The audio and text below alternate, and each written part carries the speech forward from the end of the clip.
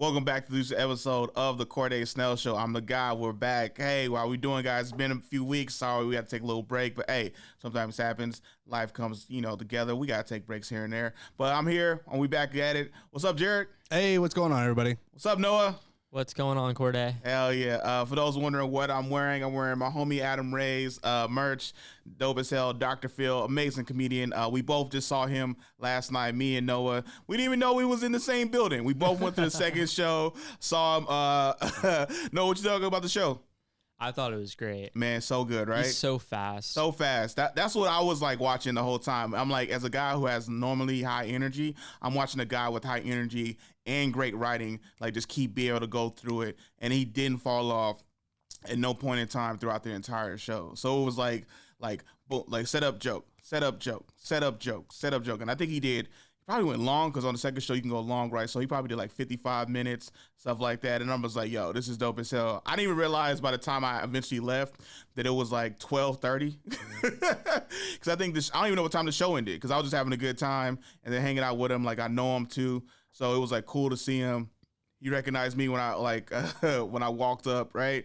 And it's always super weird because sometimes like I'll meet headliners and I'm usually like a cool guy and I usually like speak to him and try to like become like friends with him, right? And then afterwards, I'm just thinking like, damn, will they remember me? Like probably not, but it's cool. I was like, I'm not a big name or whatever. So I was like, next time I see him at the show, hopefully he might get recognized. I probably won't, but it's whatever. I'll still go out there and support. And then I remember walking up because he was doing a meet and greet outside because they was filling up the show for the next one going in.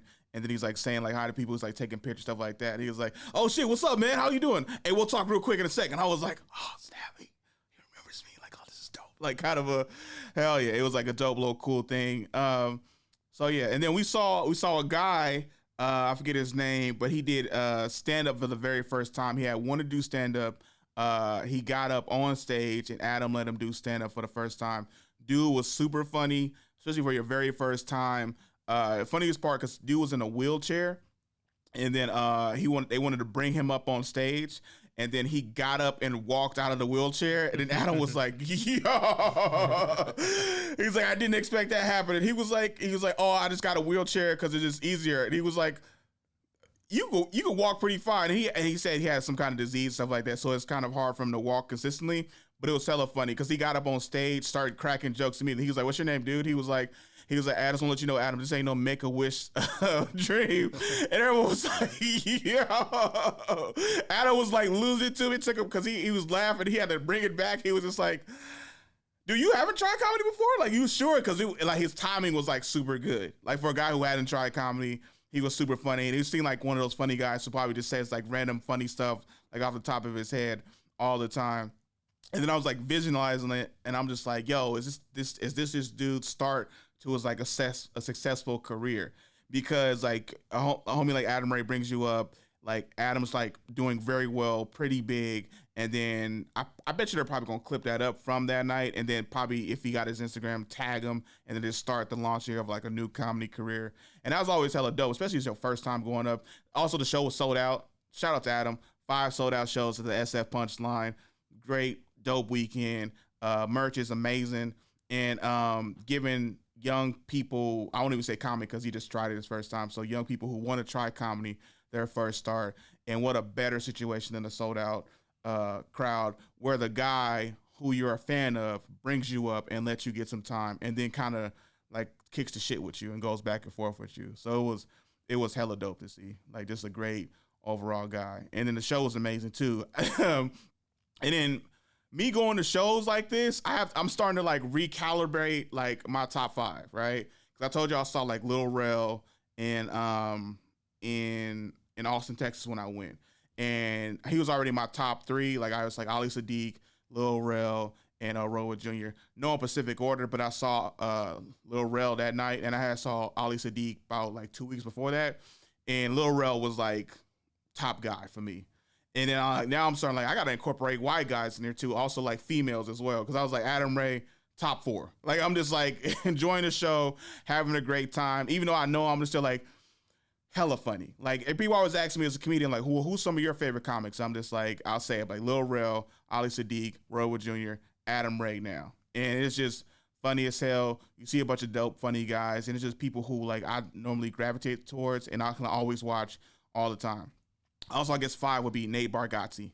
Like I watch Nate's stuff all the time. Clean comic. I remember I watch a lot of his stuff on Netflix sometimes just to get me like in a funny comedy mood, and it helps me write better. But then I watch him because like his cadence and my cadence aren't the same. He's a clean comic. He's also white, so I'm just like I'm not gonna pick up the same mannerisms as he does because like our minds, cultures, and everything is different. Versus if you watch your favorite comedians a lot of times, especially if it's like a black comedian, sometimes you pick up their mannerisms. Sometimes you kind of do like little stuff. Like I remember I was watching just a few homies sometimes, and I started holding the mic like them. And I was like, oh snap! I gotta stop. I gotta stop watching this like little funny story. This like one funny thing. I was like, why am I holding the mic? Like I was like, I've been watching such and such story too much, and it's like hella funny. You just pick it up like subconsciously. But like Nate, I'm just like, am I gonna be clean more? Which I want to do too. Like I want to put out like a dry bar special just for my grandma to watch it because she's like, hey baby, proud of you, love you, keep doing amazing shows, but I won't come to your show unless you stop cussing. So that's always like a funny thing. And it's weird too because I don't cuss a lot of times, right? Like I remember I bleed myself out sometimes in random conversations, or I try to keep it clean for like the most part just because that's me. And it's always weird, like when I get on stage, I cuss more, kind of just like, this is like my freedom to do what I want, and I kind of put like more emphasis on it. But I don't go crazy with it. Like I'm like bleep this, bleep this, bleep this, like every other second. So it's like super cool. But who are some of you guys like favorite comedians? I'm gonna start with you, Jared, and I'm gonna go to you. You know, I feel like Noah has his on the top of his head. I think I need a second to think. Okay. Yeah. So my top ones, like when it comes to current comedians, I would probably say like Andrew Schultz, Sebastian Maniscalco, Josh Wolf. Okay. Yeah. Joe Coy. Yeah. Those guys. Okay. Yeah, I really like them. Okay. A lot. Yeah. Okay. When it comes to like past comedians, like Mitch Hedberg, Stephen Wright. Come on, yeah. And then like, Sam Kinison, and then Dice Clay. Like those guys. Definitely. Like so like dope guys as well. Also like I think like us, I don't pick guys at the very top. Like everybody could say Chappelle, Kevin Hart, Chris Rock, and I'm like those are the easiest goats to go to. Like those are the goats. Everybody can say that. That's why I say like Ali Sadiq, Roy Wood, because those are the guys who are like aren't GOAT status, haven't been in the mainstream like forever. Like Ali Sadiq is now doing a theater tour, so he's like really becoming like up there kind of a thing. Like people say Cat Williams, he does nothing but stadiums and things like that. So I'm like more like club guys or guys like pushing up into theaters because like Roy Wood Jr. just did a theater tour. I think Lil Rel's about to start one too. So yeah, or whenever he goes back on the road. But I also heard his new stuff, and I was like, dude, this dude is a beast. Like this dude is a monster on stage. What about you, Jared? You good now? Or yeah, I had to think about it. I'm not gonna lie, guys. I have to shit so bad too, so you probably have to take over here in a second. But I'll answer this, and then you're gonna need to switch places with me. Yeah. So when it comes to straight like stand up, because a lot of the people I like are like actor, comedian, like Eric Andre. Love everything he does. Makes me laugh a lot.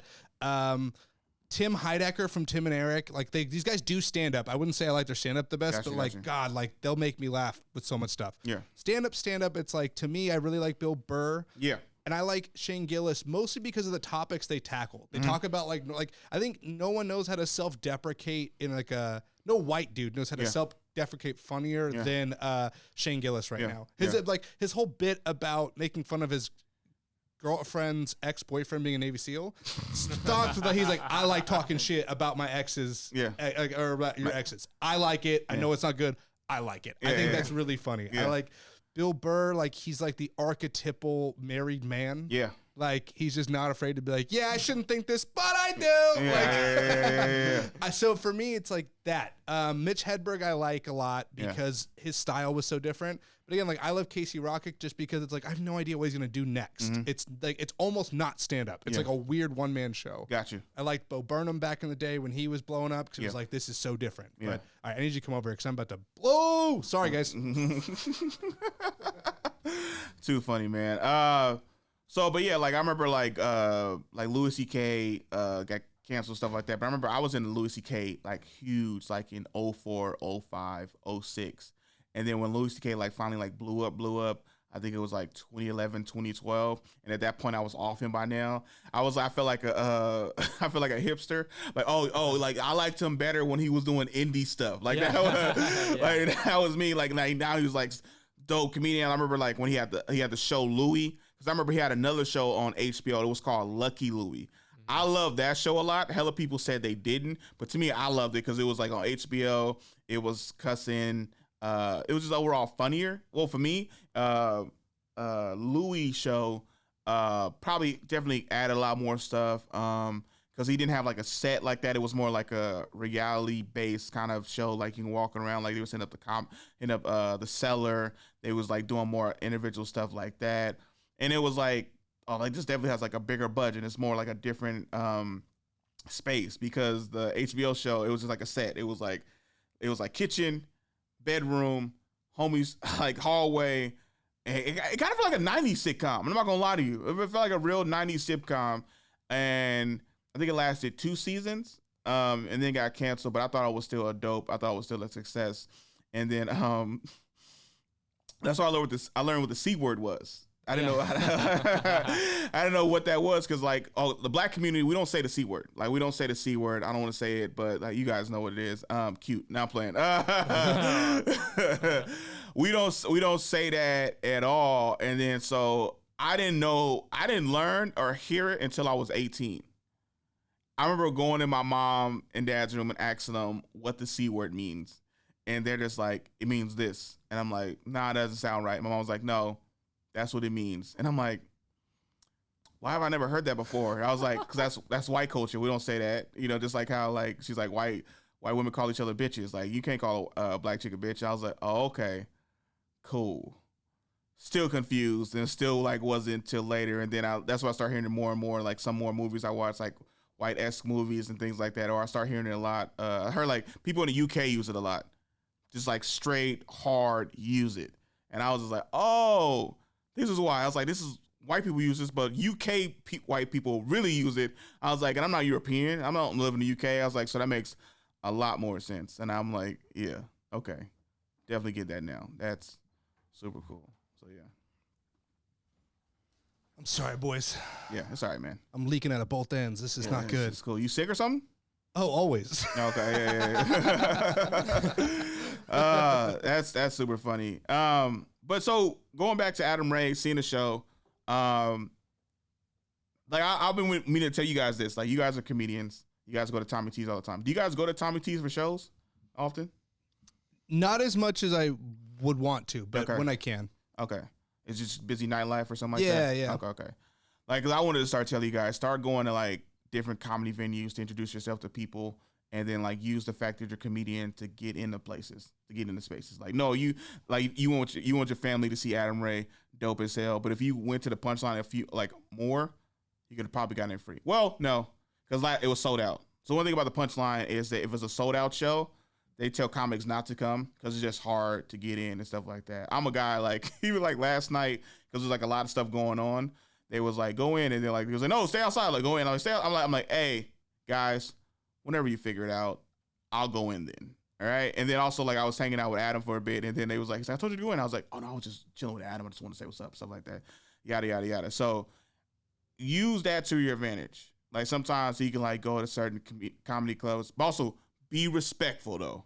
Like, I know, like, especially because I go to Cobb's, I can get to a sold out show at Cobb's, no problem, because I just got that kind of rapport where everybody knows staff. Like, I know the cooks, I know the waitresses, I know security people, I know the box office. So I'll wait outside, never bum rush in. And they'll be like, Corde, why you still waiting outside? I was like, I'm just waiting for y'all to get people in. It was okay. And then, like, I'm like, where can I sit? Like, I'll just go in the back. I'm like, okay, cool. So I can watch free shows all the time at the at Cobb's Comedy Club. Like, I think Patton Oswalt is at Cobb's this week.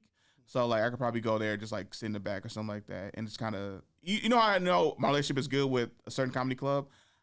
There's, like, other comics hanging outside. I remember they was, like, I was talking to a bunch of other comics, and then it was like, Corde, come here. And, like, I got pulled in out of the group of comics to come into a sold-out show. And then I think the other comics came in, like, 20 minutes later. And I had, like, a good seat for, like, a free show. So, and it is always funny to me when people who aren't comics ask me to come to the show. Well, not weird like that, but when they was like, oh, I can buy your ticket. And I'm like, nah, dude, I'm good. I'll meet you there. Unless it's like the Masonic or like maybe like Sack Punchline, but I kind of know people up there. Or Tommy T's. I don't have like the great rapport with Tommy T, so I can't get in free. But oh, such and such come to Cobb's. Hey, you want to buy a ticket? And I'm like, and a few times that's happened. And then I've walked in with a ticket and they're like, what are you, like, you bought a ticket? I was like, yeah, my friends want me to sit with them. But then I'm like, now I bought a ticket. Now I got a 2-drink minimum. And it's like, I said, I don't usually pay for all this when I come by myself, you know? So it's always funny because when I go to sold out shows too, also I go by myself.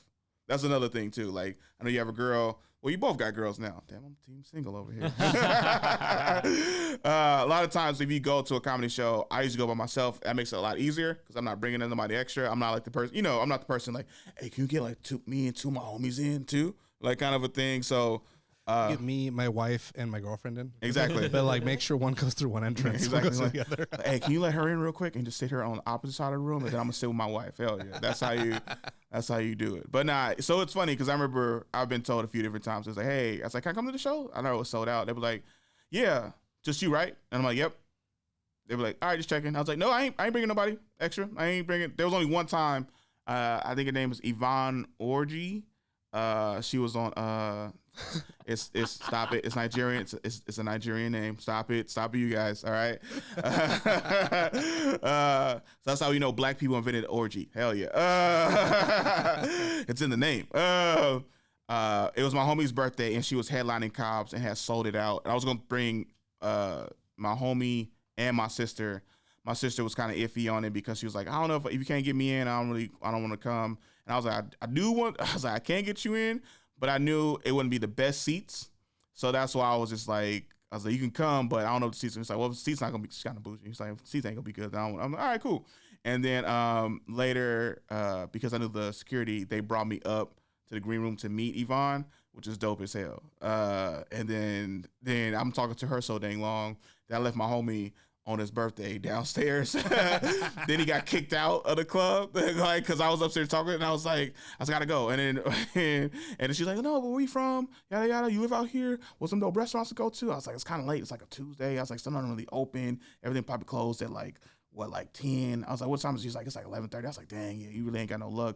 I was like, you want Mexican food? She's like, I mean, it's like I'm from DC. I want like some soul food. And I was like, yeah, no good soul food place in SF. She was like, no. What about Oakland? And I was like, I think they closed too. Like, and then I Googled it and they closed early. It's a Tuesday.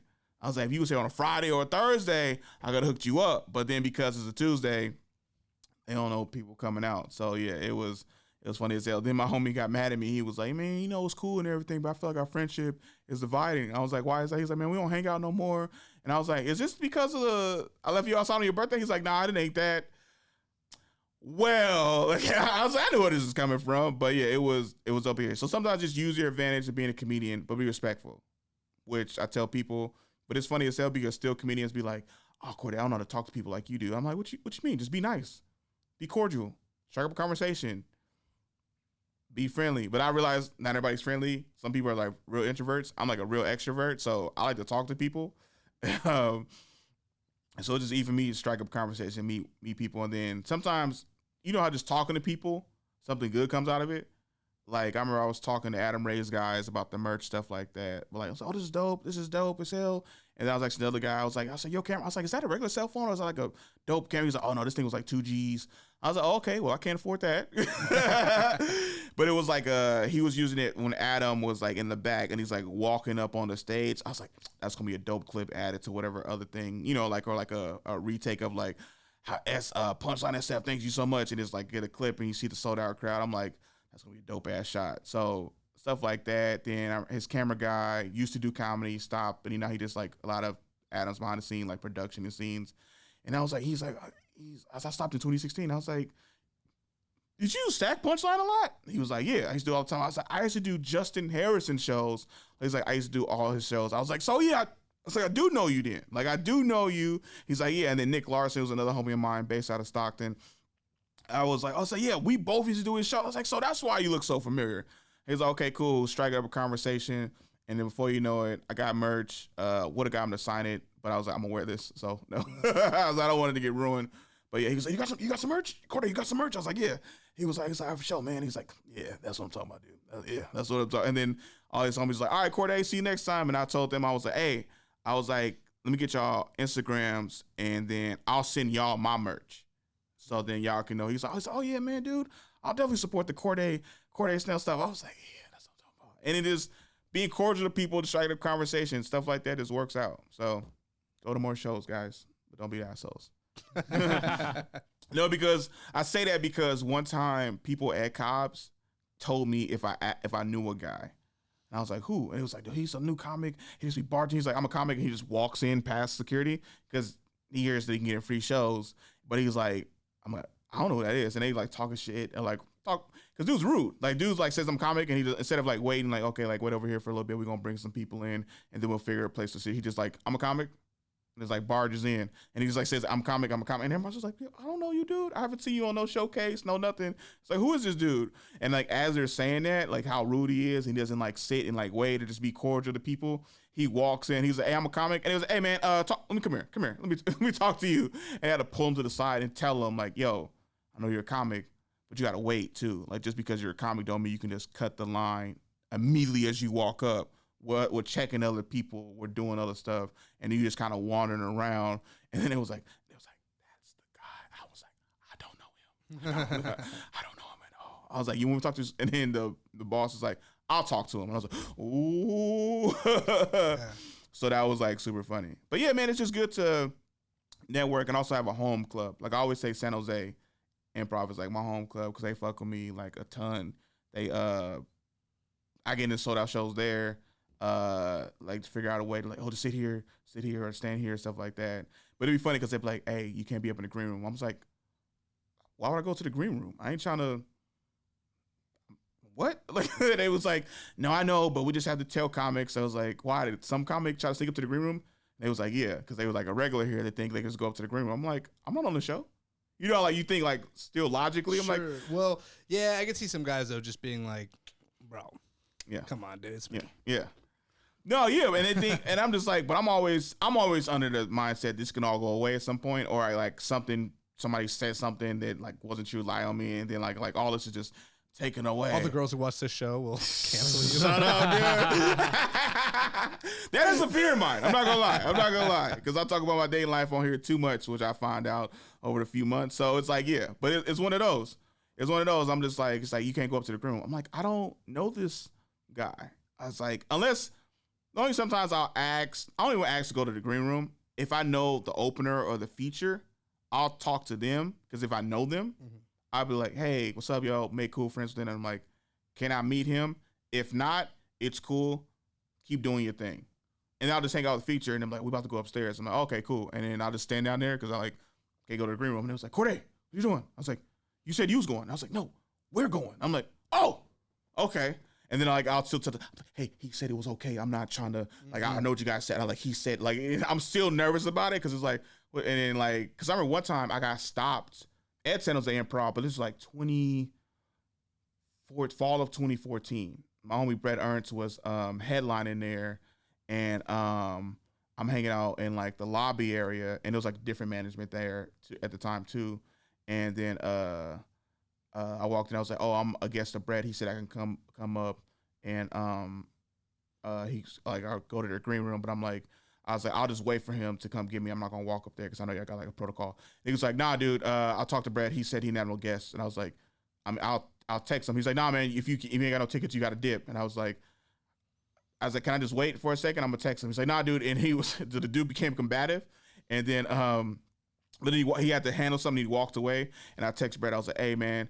I was like, "I'm downstairs." They said, "You had no guests?" He's like, all caps. "What? Here I come. Come downstairs."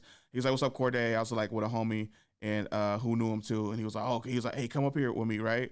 Go upstairs in the green room, hanging out, chilling. We talking. He's like, "Yeah, Corde."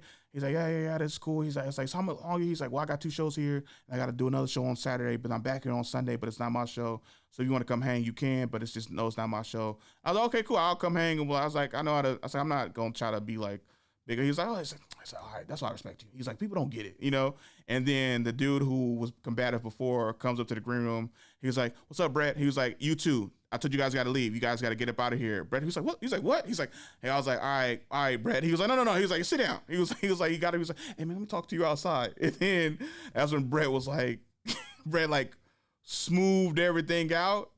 Cause at the end of the day, it's still like a business. And like, I'm not trying to overstep y'all. I'm not trying to do none of this. I'm being respectful. Just a homie brought me up here. Like, I'm still like, even like if a headliner says, hey, come with me, I'm still like, hey, he said I can come with him. I'm not trying to like, kind of a thing, but it was funny as hell. And then I got a guest spot that Sunday, did well.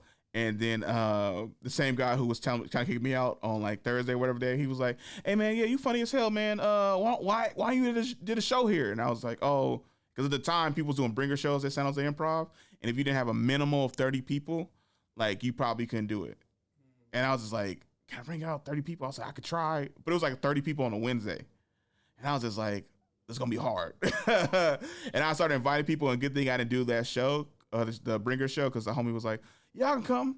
Wait, San Jose on a Wednesday? I don't know, Corde. That's kind of hard. And he's like, I don't even like to go to Oakland to support you. So it was hella funny. But yeah, and then so just stick to protocol, be nice, be cool, be calm. Don't try to push past anybody. So yeah, it's still dope. It's still dope. And I'm still cordial and nice to everybody who I meet. Because, I remember told a story. I think it was, who was it? Ralphie May told a story. Be nice to them, the waitresses and the managers or the bartenders, because you never know who might become the GM of that club. So, and also I'm just like nice and caring to people, because I'm like, I know y'all having a hard time. Like, I'm never like a diva or nothing like that. So I'm just, even like if I do make it big, I'm still gonna be cordial, still gonna be nice, because I'm still gonna be like, especially I'll go back to Punchline and I headline it. I'm like, I remember y'all when I was just over in the corner. Like, I feel like that's a thing that I won't probably ever forget. I won't forget, like, oh, y'all, if you're a comic in here or you want to pursue comedy, go keep grinding out, keep doing it. Because I remember I used to sit right over there, or I stood on alongside like that wall when I saw Bobby Lee, because it was a sold out show, and I had to stand next to the wall because I just wanted to see this headliner, and I didn't buy tickets. I got in free, but I just had to stand the whole time. Like, I don't forget stuff like that. Like, I remember this person worked here and stuff. So I'm always like, I don't think I can get lost in something like that. Like, be like, oh, I'm this, I'm that. I'm like, because I'm still humble at the end of the day. Like, I've seen people get canceled, or I've seen stuff being taken away from people, and I'm always in the back of my mind thinking, this could happen to me. Or like somebody might have a beef against you and lies on you or something, and then gets you in some drama that you didn't even do just because they didn't like somebody else. But because you're a friend of somebody, you're dragged in it too. And I'm like, I didn't even do nothing. I was just there that day. I didn't do nothing. I didn't say nothing. I remember one time I got in something like that. I remember I was sitting at the bar and somebody included me in a beef that they had with somebody else and their friends because whatever. And it was like, I was like, and everybody started, and the other comics was like, y'all heard? Yeah. I was like, heard what? I didn't do nothing. I was just at the bar at the show that day. I sat there and watched the show, and then I left. I tried to speak to the person. They didn't want to speak to me back, said I was mean to them when I didn't even say nothing. And I was just like, this person's being weird. And then I got caught up in some drama. So, yeah. I'll tell you the rest off air. Hell yeah. So Deadpool and Wolverine came out. That was a dope movie. Jared, you saw it. Yeah. Noah, you didn't see it. Noah says I could do spoilers, so hell yeah. Because I respect people who haven't seen it, but it's like people like, I don't care about shit. So one of the best movies I've seen. I was super excited. This was like the one show of the summer that I wanted to see hella bad too. But I was worried because of the writer's strike and because of the actor strike. I was like, will this movie be good, or will it like fall flat on its face because they didn't have enough time? Because I remember they started reshooting, and then I think a month and a half later they was done. I was like, no, bro, you can't be done that quick. I was like, is Marvel rushing this movie out because they need a win, they need a victory? Shit was hella good. A bunch of surprises popped out. I kind of want to fuck it. Wesley Snipes appears in it. That was like a dope part. Yeah, it's a lot. Yeah. Also, the action scene with Deadpool and Wolverine, great. Like their first fight. The first fight and the second fight. Yeah. The both good. The second fight, like, the second fight was better than the first fight, just because how violently brutal it was. Like, they messed up that Honda Odyssey. The worst car in the world. It was super good. But I loved the first fight was, because I watched a lot. So I watched Low Key. I watched everything. You have to watch everything to stay on top. And how they went to, they got forget what it's called. The TVA? The TVA. The TVA sent them to the dead zone or something like that. Or the Void. The Void, right. So the Void in this movie is Fox Studios. Yeah. Which I think is hilarious because, like, Disney bought the Marvel rights of Fox. So I was like, oh, this is brilliant. Because I remember I kept seeing it, too, on the set. It was like a big Fox logo in the background. I heard it was going to be a dope thing. And I was like, well, how you going to do that? And I was like, how you going to, like, this don't make no sense. And then I'm like, never thought that the Void would be Fox Studios. And I'm like, oh, my God, brilliant. The Chris Evans bait and switch, I felt like I should have seen that coming. Like, the fact that he's not playing. Yeah. Right after happened, it's like, oh, the doy. Like, I totally forgot. So I was mad because, not mad, but like that part wasn't huge to me because a homie of mine who, like, he has like connections, stuff like that. He told me that was going to happen. I was like, oh, okay. So when I saw him and I was just like, and even like, they kind of do pump like, he's like, oh my God, he's going to say it. And he does say something else. And it's just like, yeah. It was a perfect way to introduce that world, though, because even though you see the 20th Century Fox thing in the back, it's not totally obvious that everyone here is going to be one of those people. Exactly. So that was fun. That was really funny. That was super fun. Blade, motherfucker, still trying to skate uphill. Like, yo, best line ever. Walks in, he's like, yeah, I don't like you. I don't like you either. And I'm just like, oh, right, because they had history, because like it's dope, ties in and stuff like that. And I'm just like, this is great. I love that Elektra was there, but not Daredevil, because there's no way Ben Affleck was going to be able to fit in that suit again. He was so skinny when he was Daredevil. True. That's why I thought he wasn't there. Because, I mean, she was a part of his movie. Yeah. Like, the fact that she was there, he wasn't there, I was like, oh, he too fat for this. That's what you thought? 100%. I just thought because they was married at one point, it was divorced. That's why it was funny. Oh, it could be that too, but it's like, sorry about Daredevil. Just, yeah. No, I just thought because he's gonna, like, they wouldn't be able to explain how chunky he was. It could be that, or like I just figured it was like too. Because also it was like a time allowance of this kind of stuff too.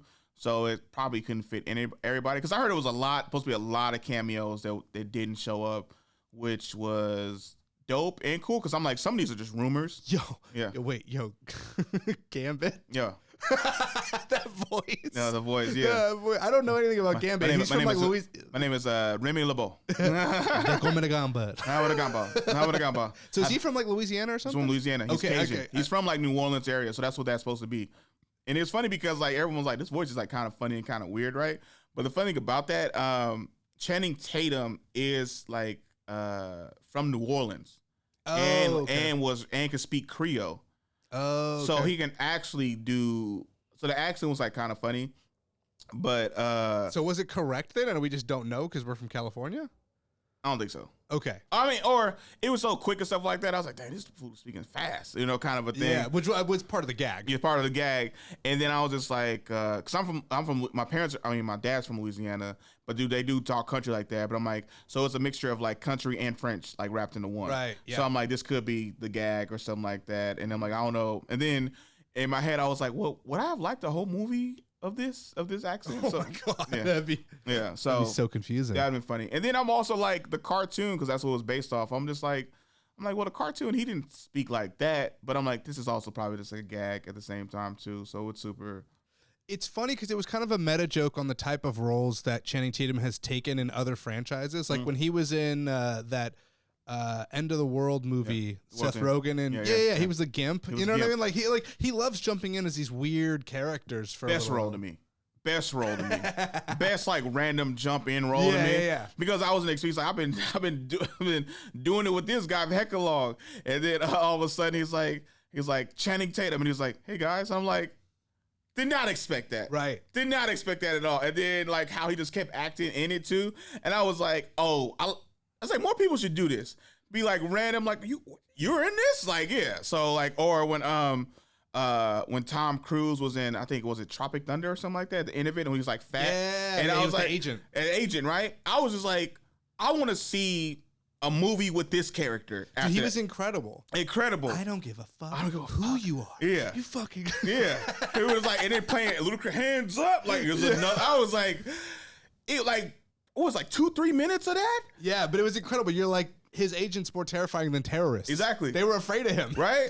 I would love to see that character just like keep appearing randomly in like hell other places. And I was just like, yo, I know like probably can do a whole movie with it and it'll be trash. I was like, but give me like a short 20-minute film or something like that, or a series with that, and kind of just like funny spoofs and stuff like that. Also, I remember I used to have a huge problem with Tropic Thunder too, because like blackface that Robert Downey did, right? And everybody kept saying this is it's not method acting, but it's like it's a play on the fact that this is something Hollywood does. Yeah, I forget the exact word, but I was like, nah, man, I don't appreciate blackface. And then as I was triggered, and I started realizing I watched it again because also I don't think Tropic Thunder is that funny. That's just me. It's a little over the top. Yeah.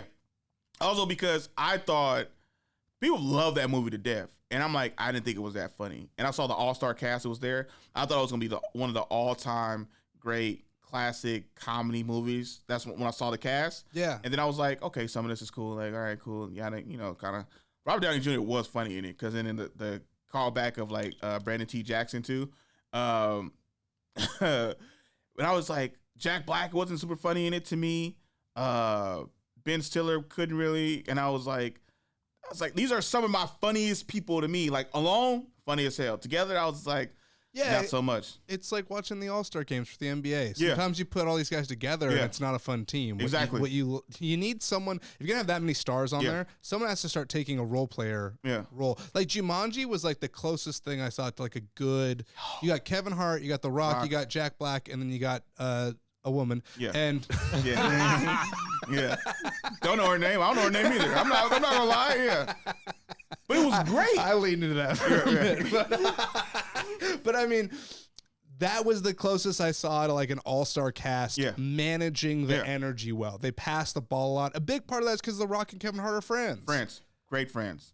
And I remember I kept thinking that this movie was gonna suck. So you can't outdo the original. I didn't see. And I was like, this is gonna be trash. And then I saw it and I was like, oh, this is so good. This is delightful. I was like laughing hecka much, like how his weakness was cake. Like that was so random. Yeah. And his weakness also was endurance or something like that, or running. Like he just running and then he explodes. I'm like, this is hecka funny. And then you take The Rock, who's like supposed to be this huge, muscular dude, the guy who's playing him is super scared. Like, that's like. Yeah, they did a great job of subverting all of the archetypes. Yeah. It was good shit. Another great movie, I think, that came later was The Tower with Ben Stiller, and it had a bunch Jackson Bueller's Day Off, that guy. Eddie Murphy was in it. That was supposed to be his comeback role. And it was like, I thought it was great, too. It wasn't as funny as I thought it was going to be, but it was just overall just a great, great movie. Casey Affleck was in that as well, which I'm always just like, I forget you're related to Ben. And he's a better actor. He's a way better actor. Way better actor. So good. He's just not handsome, so he gets screwed. Like, like his brother's. His brother's like classically handsome. Yeah. Like you don't have to be gay or anything. You're like when you look at like what you want to see in a white dude's face, Ben has that when he's in face, shape. Yeah, cool. Casey's got unique features. He looks like Jeremy Allen White. Don't know who that is. Oh, if I showed you a picture of him, you'd be like, oh, okay, I know who that is. He's getting a lot of work now, but. Yeah, it sucks. A lot of those guys that are really good. Like, to me, Jake Gyllenhaal is, like, probably the best white actor alive. I watch him do so many things. Yeah. He sucks in nothing. Yeah. The movie can be bad, and you're still like, he was good. It's funny. I remember did you see that, it was a movie that he did after The Dark Knight Rises. And he was supposed to be, like, they hinted at him being Robin, and it was him on a bike. And I was just like, what the hell is this? I think I do. I can't remember what it's called, though. It was like kind of a throwaway movie, and it didn't do well and stuff like that. I was like, this movie is stupid. How you going to do this after The Dark Knight Rises, right? And I remember I watched it on a Saturday. It was so good. It was way better. Way better than I thought it was going to be. Nightcrawler, incredible. He played Mysterio, was really good. But my bad. We are talking about two different people. Jake Gyllenhaal. You're thinking of Joseph Gordon-Levitt. Joseph Gordon-Levitt. Yeah. That's exactly what I was thinking about. I wasn't going to correct you. I just want to see how far we're going to get. So that's what's funny because I'm bad with white people actors' names. But yeah, Jake Gyllenhaal is great. Only movie that he wasn't great in was Southpaw. Because the movie just wasn't great overall. Because the trailer was different than what it actually was. Right. So that's what they set up. Because they made it seem like he was going to be like a boxer throughout the whole thing. And that's not what it was about. And I was just like, damn, you got jacked for an emotional movie? Well, I'm sure it wasn't that great. I haven't seen Roadhouse yet with Conor McGregor, but I'm sure that wasn't good. 'Cause I heard bad things about it. Anytime you do a remake. Yeah. Dude, I'm worried about the Borderlands movie for that same reason, though. Like, I think Borderlands is going to try to be Jumanji, but I don't know. I don't trust the ensemble cast. Wasn't there a Borderlands show? No, it's always been video games. Borderlands is a video game series. No, wasn't what I'm saying, wasn't Borderlands, like, didn't they come out with a Borderlands show on like an Amazon Prime or something like that? If they did, I haven't heard about it. Okay. This is the first time I've ever seen it adapted to film. Yeah. It must have been like another similar type. No, it was Fallout. It was Fallout. And that was good. Yeah. The Fallout show was pretty good. The Fallout show was good? They did a good job of, like, if you know Fallout, you can enjoy some stuff. But if you don't know Fallout, you can still follow it and enjoy it. They do a good job of that. Yeah. I saw, literally when I was, like, watching the trailer for the movie you're worried about. Borderlands? I was just like, this kind of looks like Deadpool kind of esque or kind of. So that's the thing is that game series is, it's cartoony. Yeah. It's very wacky like Deadpool. Yeah. But it's like that same thing to 11. That's like what you play for. Yeah. A lot of gore, all that. But that's a good way to put it. It's very in the Deadpool space. Yeah.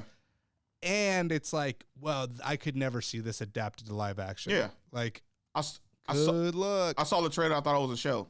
Yeah. And then I was like, oh, and then now I'm seeing a lot of like more like promo for it. And I'm just like, this ain't gonna do well. I don't think so. I'm like, cause like I have no interest in like going to see it. Like if I like go with something like, oh, this is out. I kind of want to see it. Cause I don't think it's gonna be good. I don't think the ratings of it is gonna be good either. Cause like Kevin Hart's trying to be serious. Love Kevin Hart to death. I just think it was like, oh, the character he's playing is so not who he is. Yeah, yeah. But that's what I like. Cause then he was to challenge himself more. And I'm just like, I don't. And I'm like, I saw that one, but I was like, I don't think this is going to be a success. Yeah, even the Borderlands fans, like, they took 2 characters from the first game, 2 characters from the second game, and acted like they've been hanging out together. Yeah. And it's like, that's not how that works. But so is it Kevin Hart and what's the lady's name with the red hair? Yeah, so they're from the first one, and then the other 2 characters are from the second one. Yeah. And like, it's just the canon of that story is like there was never a moment where these 4 characters were together without the other glue characters. Yeah. So you're like, all right, whatever. Like we're having fun. Yeah, we're doing our thing. And again, the little girl, like think the Joker, Harley Quinn, Deadpool in one person. She's supposed to be wacky as hell. Oh really? The fact that she's grounded at all in the trailer. Yeah, I'm like, no, Tiny Tina's like mentally unwell. That's her whole thing. Because you can't make a kid like mentally. No, you can't. That's what I'm saying. Like it works as a cartoon. You let a lot of stuff go in cartoons. Yeah. That like once you put a real person there, you're like, I mean, like Bart, like Bart in the early Simpson episodes, he was like very unhinged, stuff like that. They had to like bring that back, and they had to make Homer dumb, because it was like inspiring kids to like act out. That's what they were saying. So that's why like in early Simpson episodes, like because I remember I was like Homer was like smart. Like what was he was like logical. He would always choke up and stuff like that, and then but he would like have like conversations and thing, and all of a sudden he just got like dumb. I just thought, and it's funny, I think they used it like him going to Moe's more made him dumber kind of a thing. And then like Bart wasn't being as bad. Cause I remember Bart was a terror in the early days. And that was like some of the best ones too, but the visuals wasn't right. So that was like hecka funny. But what's the lady with the red hair though? I don't know who's playing her. The character's name is Lilith, but honestly, that lady, I hate to say it, way too old. Really? In the cartoon, she's like in her like early 20s. So I saw that casting. I was like, "What the fuck?" Like, because she's sexy as an old woman. That's why. She's probably gonna do a great job. Great actor too. Yeah. Yeah, and she's a great actor. I'm not shitting on her. It's just like weird casting. When I saw her, I was like, this is supposed to be a young person. If you'd have took the girl from Jumanji and made her that girl, like that'd have been more appropriate. Or if you'd have took the girl who's playing Sue Storm in Fantastic Four. Sue Storm, Fantastic Four, the new one. Yeah, the new one with Miles Teller.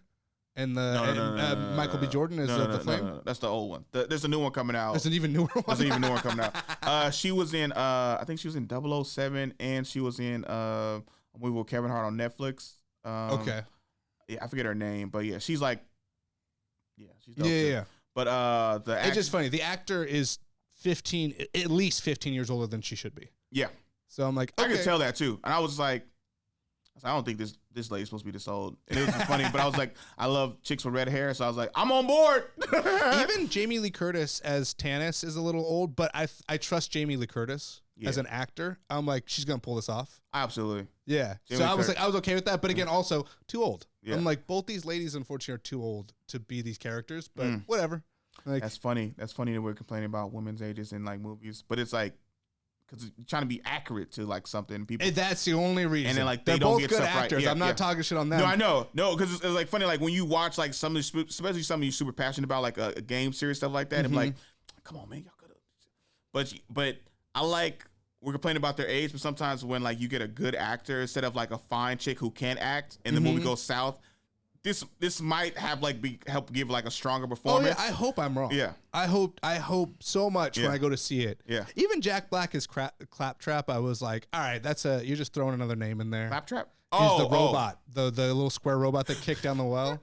See, I thought you meant Claptrap was like throwing Jack Black in a movie is like a Claptrap, like basically meaning like I'm gonna go see this because he's in it. Oh, funny. That's even funnier because that's the name. Really funny. That's the name of the robot. Yeah, that's the name of the robot. Like, oh, he's a Claptrap. He's a laugh. He's a laugh trap. Like, oh, I'm gonna think this is gonna be a funny movie because he's in it and stuff like that. That's even funny. My mind went someplace way different. That is really funny. The fact that you bring that up too, like. The Deadpool thing really anchors that type of style for someone who doesn't know it. Yeah. Claptrap is like, imagine if Deadpool didn't know how to kill anybody. He was just a useless robot. That's funny. But he's going to keep cracking jokes the whole time and thinking he's the most important character. Exactly. And everyone's like, we literally hate that you're here. Ah, like, dang. Yeah. That's funny. Because I also like, Borderlands really is like a Deadpool meets Mad Max kind of a vibe. Exactly. That's a very good way to put it. You're right in the ballpark with that. Because I'm like watching this. I'm like, this seems like Mad Max what came out and bombed. And I'm like, then Deadpool comes. I'm like, this is like the third of the two that evolved into one. I'm like, yeah, but I don't know if this is gonna do well. But so it's shout out to the chick with the red hair. I keep forgetting her name. I know she was in Benjamin Button. Like, yeah. You look on your phone. Yeah, because I think I'm confusing her. And just look at like the cast of Borderlands. Yeah, I think I'm confusing her and the lady who was in Thor Ragnarok. Oh, that's Rachel McAdams? No. Oh, you're the one who played Hela. Yeah, who played Hela, yeah. Oh. I don't know which one you're talking about. What a horrible noise. Okay. Kate Blanchett is playing Lilith. Okay, yeah. I think she played Hela in Thor Ragnarok too. Can you look that up real quick too? Probably. Yeah. I think it was too because like also real quick, Hela is probably the sexiest MCU villain to me. I'm not gonna lie. Remember she did. You're right. Yeah. Okay. So right. That's what I thought. Like, when I figured, I was like, I know exactly who this is. Because I'm like, she got that old sexy thing going on for me, and I'm like, whew. She was great in that role. And I remember I saw her afterwards, and I was like, I like you much better with the long black hair. I remember she she had great eye makeup too. That like heavy eyeshadow. My God. Like remember the guy who like he was like, I'm just a janitor. I'm just going, right? I would have joined Hela squad as soon as he asked me to join. Not gonna lie. Like I was in love with that character so much. Remember ladies like you gotta kill these people? Wouldn't have hesitated. Anything for you, Hela. Like I'm not I still remember the best parts of that movie to me is like she's like, I'm Hela, and she kills everybody and she goes and sits up on the throne. I was like, that's a bad bitch right there.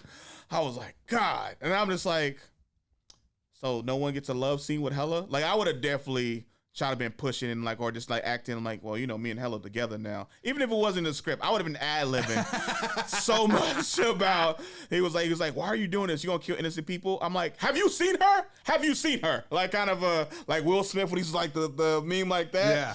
That was me with Hela. So yeah. See, ladies who listen to this podcast, if you're hot enough, Corde will do anything for you. Anything for and if he's not doing that, just, take that in stride. Yeah. Or I might even move out of state with you. That happened years ago. That wasn't a recent thing, and it didn't happen recent at all. That was definitely a chick I was dating with kids back from 2020. So hell yeah. That is hell yeah.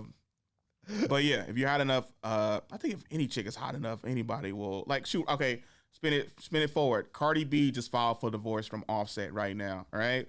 And Cardi B is one of the chicks who I always feel like, you know how your mom say, stay away from that girl. She'll cause you a number of problems. That's the chick I would run directly to. Cardi B is that. And then after she'd filed from divorce from Offset, I was like, she announced that she was pregnant too. And I messaged all my homies like, damn, I got to raise 3 of this nigga's kids.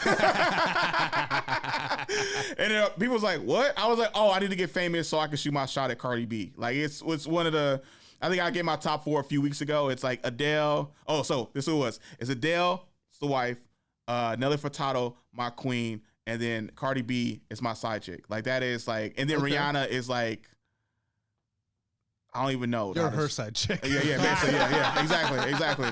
Boyfriend number 2, side dude, all that kind of stuff. Like it's like those are my top 4. Like I remember, because it's funny because people know that I love Adele so much, and I put Adele on top of everything, right?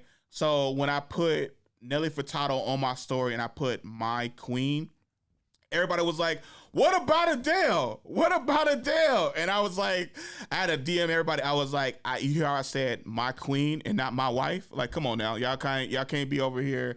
Because Nelly Furtado got hella thick over there. So she just went away and she came back hella thick.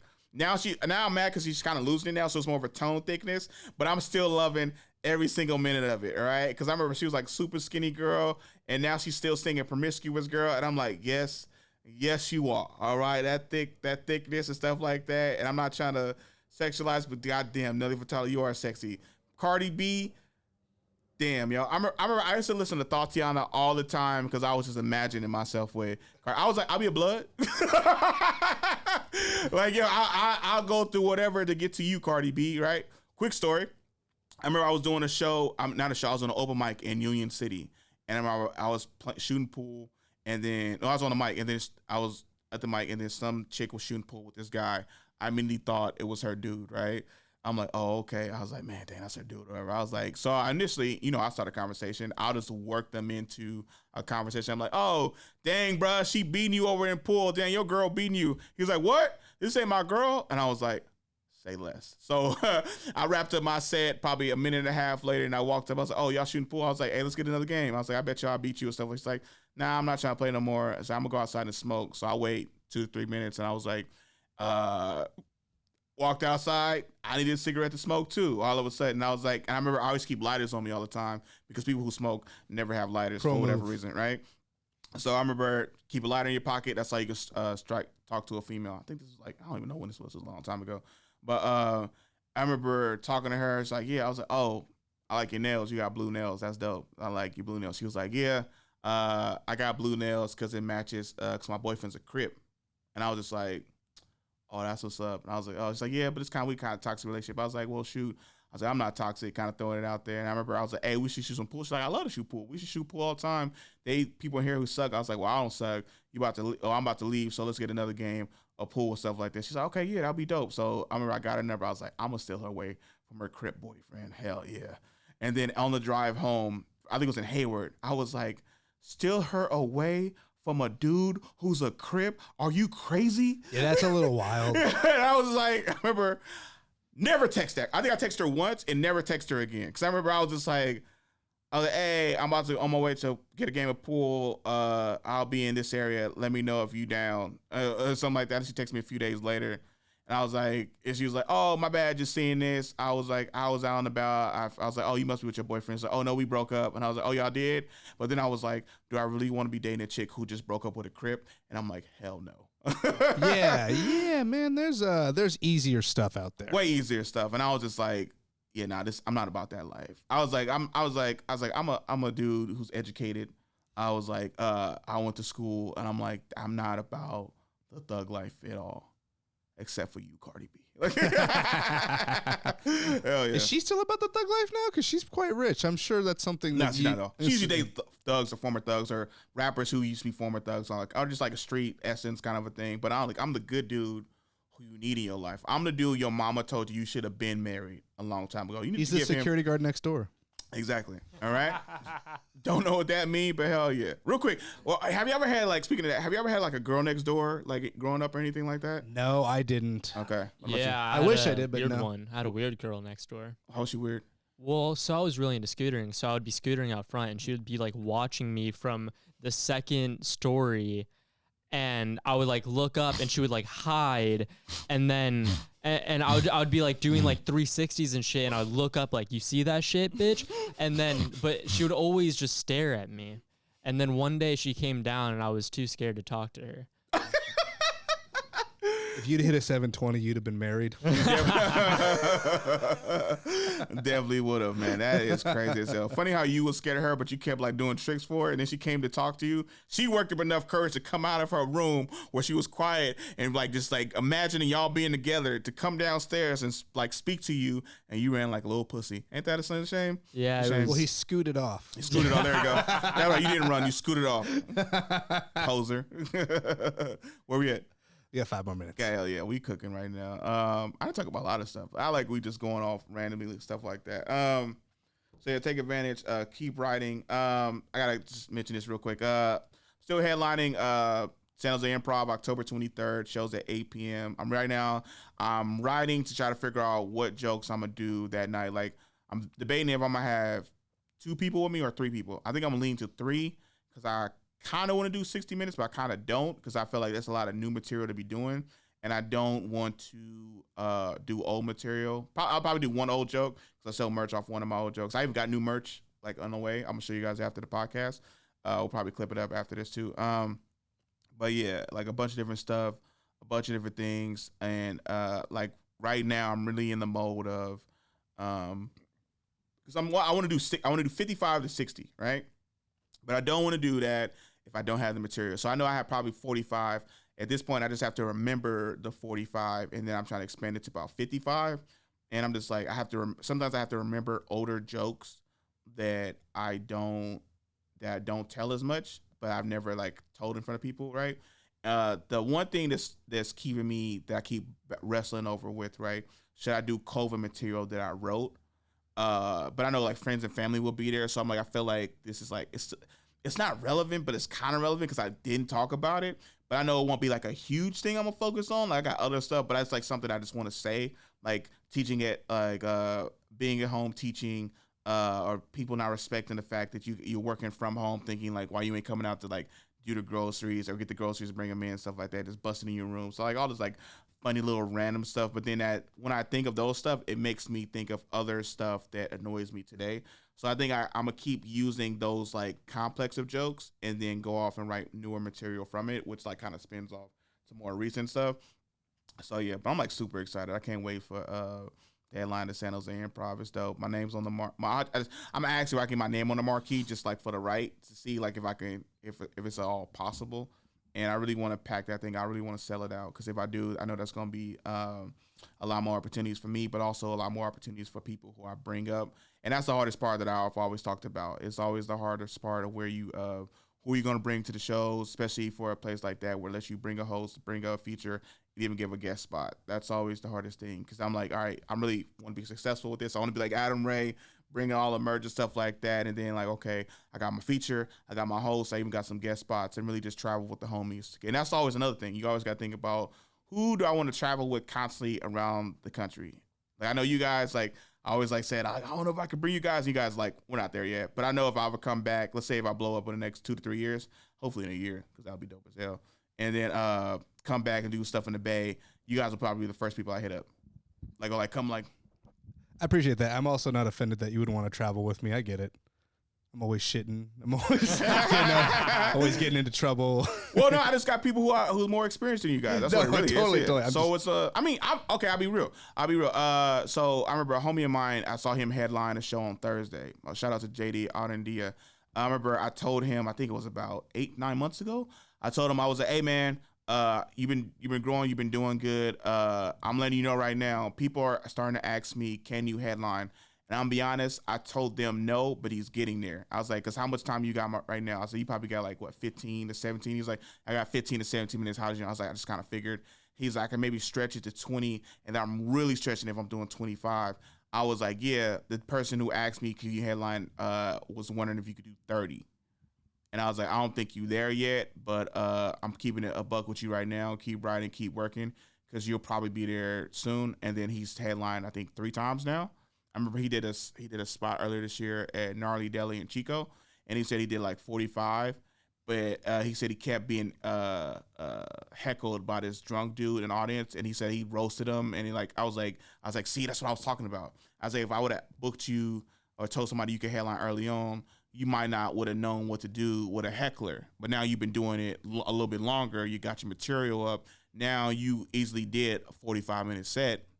You can handle a heckler, you can roast him, it can be part of your set, and you can get back to jokes, but sometimes that's what it is. Like sometimes people like, oh, if they need 20, I can do 20, but let's say if you're doing a show and then a few other people on the show aren't doing well, and then now you got to bring the shit back up, and you nervous because like, oh snap, the show's not going well and stuff, and it takes a strong headliner to bring stuff up like that. So now he's headlining stuff, and I'm super proud. I'm like, hell yeah, that's what I told you. I think I told another one of my homies this recently, I think about a month and a half ago, like somebody reached out and asked if you could headline. And I was like, where you at right now? And he was like, I think about 2 months ago, he was like, I probably got a strong 20. I said, I pushed it to 25. And then he got an opportunity to headline once. I was like, how was it? He was like, it was dope. I was like, welcome to being a headliner. Welcome to the opportunities of being headliners. I was like, get a solid 30 or get a solid 25 and like play with some stuff like around here in the middle and stuff and just do stuff like that. And then anytime anybody asks me if you can headline, I'll throw your name out with a few other people. And I was like, I always want my homies to grow that aspect. Because like, if you got 10 to 12, like, Jared, how much time you got right now? Oh gosh, maybe 12. Okay. How much about you, Noah?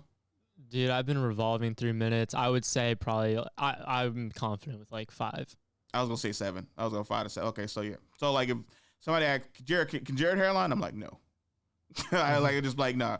Because also I don't want to set you up for failure and have people looking at you and then like those salt on my name or whatever. And then like does Noah have a strong 10? And I'd be like, like you shaking his head no. I was like, you probably do a guest spot, a strong 5 guest spot kind of a thing, right? And then that's just me helping y'all, but letting you know, hey, people like I think the best thing a comic homie of yours can let you know, people are asking me, can you do longer sets? Because I feel like, and I told them no, and sometimes people be like, man, what the fuck? Why are you? I was like, no, because I know you're not there yet, and I want them to get because more opportunities gonna come 3, 4 months, 5 months from now. If you keep working and I keep seeing you do good, I can recommend people that do that. And then when you finally do get the opportunity and you kill it, now you open yourself up to more stuff instead of getting the opportunity, failing, and then now you're regressing. And then it might even mess with your psyche like, damn, do I really want to do this and all kind of stuff. But now when you're ready or even more than ready, and you get the opportunity, now you can get more stuff. They'll book you for more opportunities. They'll recommend stuff, and then it just kind of blossoms from there. So I think the best thing as a comedy homie I could do is tell you, hey, people are asking me, can you do this amount of time? I told them no, but I told them you're close. So keep working. And then when you feel ready, that's when I'll kind of throw like a little thing like there. Or you might even stumble into a situation too. Because that's how I stumbled on the headline of my first time. I remember Kabir Singh saw me in April of, I think it was 2017 or something like that. And I did well. I really killed it because I had been hadn't Tommy T's in forever. But I had been working comedy scene in Santa Barbara. And then I came up, I had a new 12 minutes that really started to breathe and expanded it out. It was really 18 to 20. And then I went up there and killed it. So much so that I got invited back to do the weekend at Tommy T's. I got pushed to host, and I was like, this is a test. I know they want me to host because they're trying to see if I can, right? So I got to host, and then because Kabir really liked me, every time I had a show in the area, he would or a sack. He's like, you make it up the sack? I was like, I make up the sack. And the other times he kept using me. He was like, hey, I'm doing another show at Tommy T's, right? I'm doing another show at Tommy T's. If you do well, you can host the weekend just like Corde Snell did, right? And then so just gotta keep honest with your homies. Do well, opportunities will come from it. And that's been this episode of the Corde Snell Show. Did you get your hour of Corde this week? Hope you did.